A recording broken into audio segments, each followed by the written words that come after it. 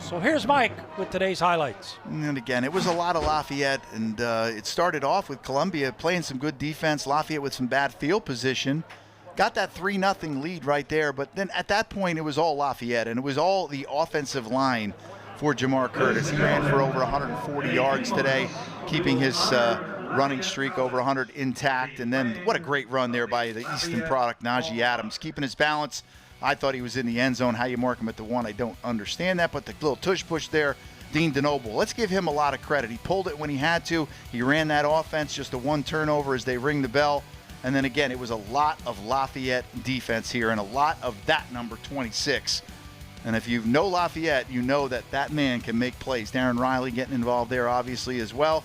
And then again here, just look at the flat-out ability to go side by side, re-establish the foot, and then explode into the secondary. He is a special runner, probably the best runner in the league right now with Jordan Fuller up at Holy Cross. That was a big play. Byron Johnson with the interception, the overthrow, the good drop there by Marco Olivas, and then Lafayette's defense turned it on. And this is the last play we saw with the sack. Again, Jalen Joseph played a great game there, and a nice job there by Marco Olivas as a defensive dominated win for the Leopards at home to open the season. So a great win by Lafayette as they honor their fans with the Lafayette alma mater. And then, of course, we will have the opportunity. If you remember, all the way back with 6 minutes to go in the first quarter, that's when Columbia scored their only points in this game. Yep. And then Lafayette reeled off the next 24 and really just dominated both sides of the football. They were not pressured by Columbia for them to put any more points up on the board, and give credit to that defense. They just had an outstanding game, and the Leopards come away with a win. Waiting for them to update the stats, which they have not quite gotten to just yet. The Lafayette alma mater, just a beautiful day for football here at Fisher Stadium. They'll start the game at 3:30 next week. And remember, coming up, we still have Sam Cooperman to talk to the head coach and the player of the game. And then, of course, John Leone and Sam and Phil Ing will put the icing on this one. Good win, Gary. I mean, just hard to be critical of anything. No, today. they've done exactly what we wanted them to become, and that's a team that establishes the run, runs the play action off of that. I thought TJ called a great game offensively today. He had a few plays that he had perfectly called. The offense just didn't execute them. Otherwise, this is a 37-3 ball game. But the defense was outstanding. Remember, they came up big coming out of the half, got the stop. The turnover goes Columbia's way. They get another stop. So Marco Olivas-led defense today was on fire, and that goal goes to Michael St. Germain. All the coaches today pitched in and did a great job. Kevin Ballman, the offensive line coach, has been fantastic. Ryan Roeder out there coaching the wide receivers has done a good job. And obviously Dean DeNoble's got up to speed and done a good job as a quarterback here, filling in as we get down on the field. We will go down to Sam Cooperman and head coach John Troxel. Hey guys, here with John Troxel. This is now the second straight home opener where you guys hold the opposing team without a touchdown. You win it 24-3. What are your thoughts on the performance by your Leopards? Hey, I mean, the kids played really hard. You know, we got a lot of things to correct still, you know, and we're a young team. You know, early on we had some penalties, and so, you know, we didn't control field position. So we have things to work on. I mean, I'm proud of our guys, though. I mean, anytime you come out and beat an Ivy League school like Columbia, it's a great win and a great day to be a Leopard. And as far as what you saw out of your run game, that's now another 200-plus yard performance on the ground for the Leopards. How have you guys been able to run the ball so well early on? You know what? I mean, Kevin and TJ have done a great job with the backs, the O-line, Coach John. I mean, honestly, man, it takes a village to build something like this. And I'm so proud of our staff, like, you know, and we got better up front this year. You know, a year ago, we struggled. You know, our kids understand what we're doing. And we're a team that wants to run the football, and we're showing we can do that. And defensively, pressure early and often. Tell us a little bit about how defensively you lock down the Lions. Man, you know, I mean, what can you say? I mean, you got guys like Marco and Billy and Preston and this young D-line getting after it. And, you know, we've had a lot of fourth down stops, which were critical. So, you know, again, we got things to work on. You know, the guys on the back end covered well. So, you know, it's going to be exciting, you know, moving forward with our schedule. Sound performance for the Lafayette Leopards, winning it 24-3, moving to 2-1 on the young season. Coach, thanks. Appreciate it. Thank you. Guys? All All right, thank you, Sam. I don't know if we're gonna get Marco Olivas over there. I do want to let you know this is the post-game show presented by the Maroon Club. Every gift matters every year. Join the Maroon Club today. Our player of the game presented by Coca-Cola. It's Marco Olivas representing that great defense. Here's Sam. Back down here with Marco Olivas. And Marco, your defense locked in today. Tell me a little bit about the pressure you guys were able to put on this Columbia team. Yeah, we just knew from the start we were going to have to get after this guy, make him uncomfortable in the pocket, do that all game. You know, have him moving around, doing like that. And I feel like we were pretty successful. Got a bunch of good hits on the quarterback. Anytime you get a hit on the quarterback, whether it's an incomplete ball, whether it's a sack, it's a good thing. You're getting in his mind, you're making him uncomfortable, and that was really the goal, and I think we were really successful with that. Yeah, you guys, as a team, you have 3 sacks today, but it just felt like even more. It was relentless.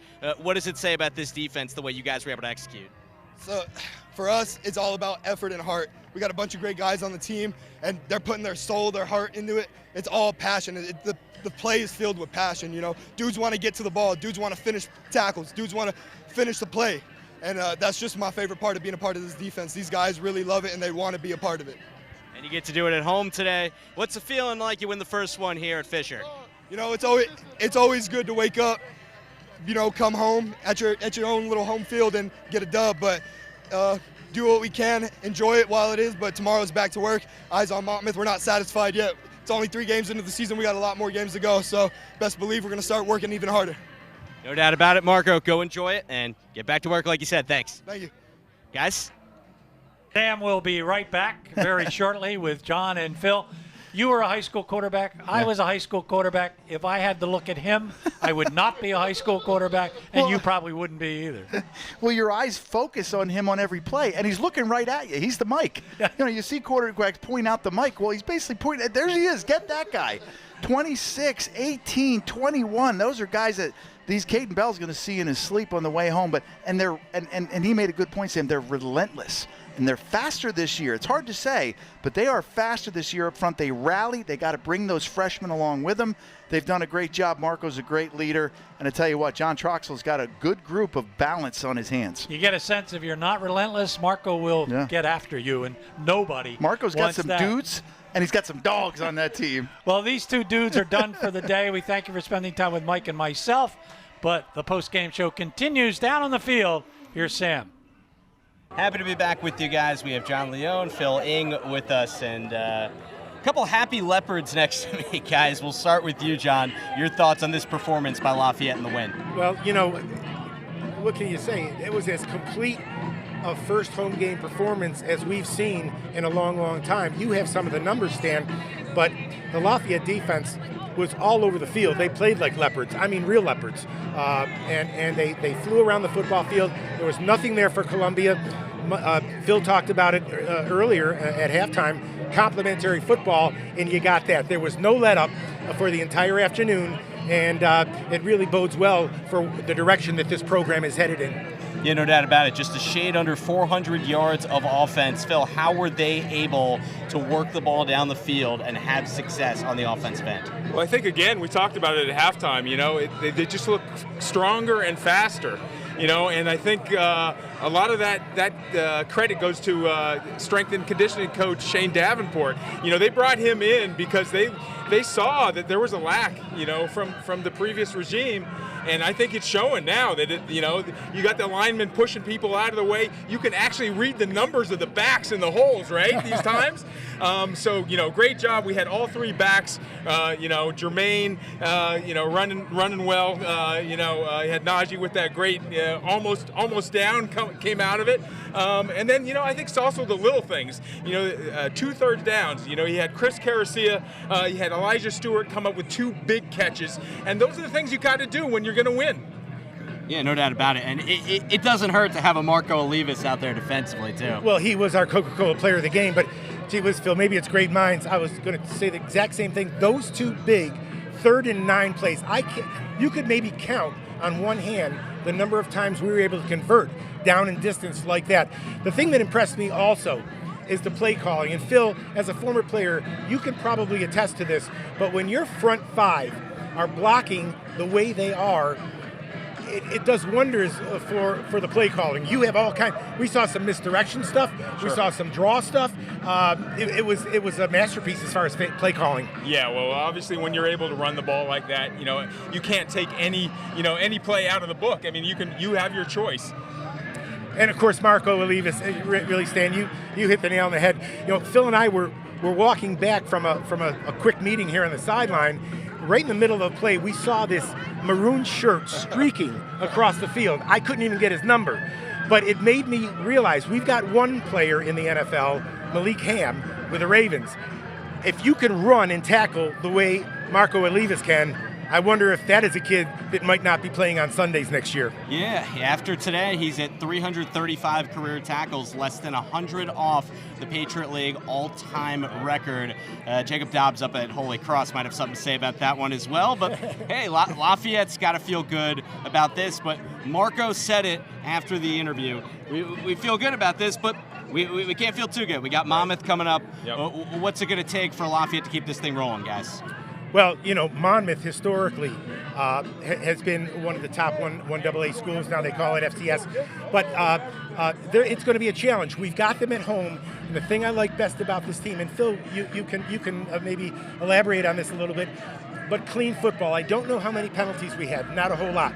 We had the one bad snap from center. If you don't beat yourselves, which Lafayette has not done up to this point, you're always going to be in a football game. They're going to need that against Monmouth. Absolutely. Again, it's going to come down to complementary football.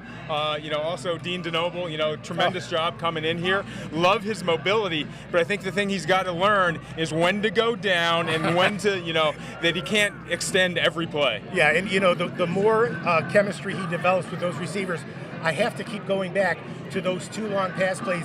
Caracia made an incredible play on the ball. And it's still a 1 or 2 score game at that point. Field position means everything. If they don't convert that, Lafayette's got to punt it away. Who knows what happens? Absolutely. 2 huge plays. Absolutely.